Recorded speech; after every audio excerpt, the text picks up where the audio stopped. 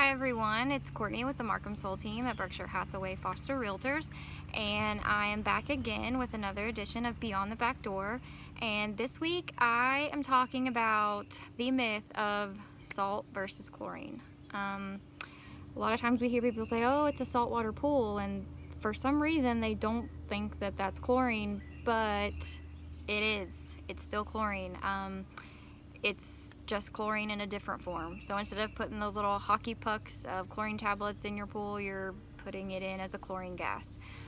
So how that happens is there's a salt chlorine generator that's going to be installed with your pool equipment, and it's going to use salt through electrolysis to form hypochlorous acid, which is just a chlorine gas, and then that's going to get pumped in automatically.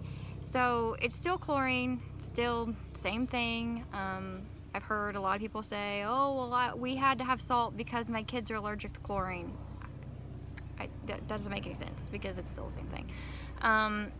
Personally, I prefer to use the chlorine tablets. There's a couple reasons for that. One is I'm kind of lazy and I don't want to lug around 40-pound bags of salt from the car to the pool or to the garage or wherever we're going to store it. I think it's easier to have a bucket of tablets sitting there and add a couple each week as I need them. But that's just me. And also there's a couple other reasons.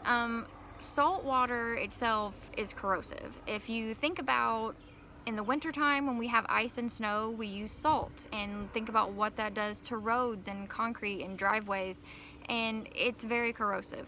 So that's going to be happening to your pool equipment and your pool deck and your pool furniture, the slings and cushions. They're going to, break down because that's just the nature of salt or salt water. It's corrosive.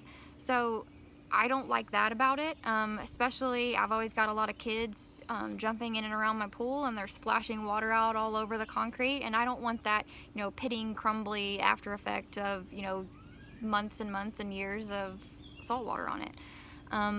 Also with a salt chlorine generator, you're going to have usually higher levels of pH. There's a little bit more work you have to do. You may have to add muriatic acid, which is a very caustic chemical. If you've ever seen it, they use it to clean concrete, and it forms this yellow bubbly acid, and you have to add that to your water. You can't swim for a while, and again, I just think that's one more added step that I don't have to worry about if I use tablets. It's also more expensive up front. A salt chlorine generator is going to be a pricey addition to your pool. You're probably going to have that professionally installed. It does require electricity, and it runs all the time, so you're going to have a little bit added cost with that each month as well. And those salt cells, they do eventually have to be replaced. That's in the salt chlorine generator. You got to do that probably every few years, and those are going to be a few $100s. And you also have to clean those because, again, they're going to get corroded inside, so you have to make sure that you clean all that out so that it can work properly. And it's also damaging to landscaping. So if you've got grass or shrubs or anything like that that's close to your pool, salt water is not good for plants, and it's going to have an effect on those as well. So kind of some of the cons of a salt system. Other people, they love it. They think, I add this salt at certain times and I set it and it pumps it in automatically and I don't have to worry about it, and that's the peace of mind that I need. And great, if that works for you, then that works for you. Wonderful. Some of us will always use tablets because we've always used tablets and we think that's easier. It's just whatever you're comfortable with. But I just want to get out there that myth of salt versus chlorine is a myth. It's all the same thing. It's all still chlorine. And while I'm at it, I've also heard people say, oh, well, I love swimming in a salt pool because I like the taste of the salt. Well, you shouldn't taste salt in your pool or the pool you're swimming in. If you can, there's too much salt in it. A saltwater pool should be about the same salinity as your tears. If you think about it this way, ocean water is 10 times more salty than what a residential pool should be.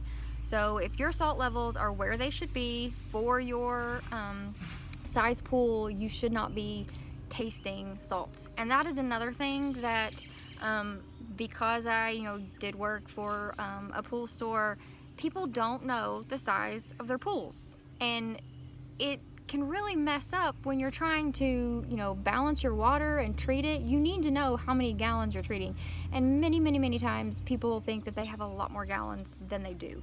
So take a tape measure, go outside, measure your pool length and width, and then there's a million different things you can Google online to find the gallons of your pool, and you need to know how deep it is, and then you can find how many gallons you have. But it's very important when you're adding these chemicals to your pool that you're adding them based on how many gallons you have, because it's going to throw things off. So that's kind of my second tip for today. But again, salt is still chlorine. If you have a saltwater pool, it's all the same thing. You're just putting it in as a gas as opposed to a solid tablet. And you just have to be aware that there are side effects of using that. So if those are good with you, then just be aware of it and be proactive about it, and you'll have a great experience with your pool. And that's pretty much all my words of wisdom for today.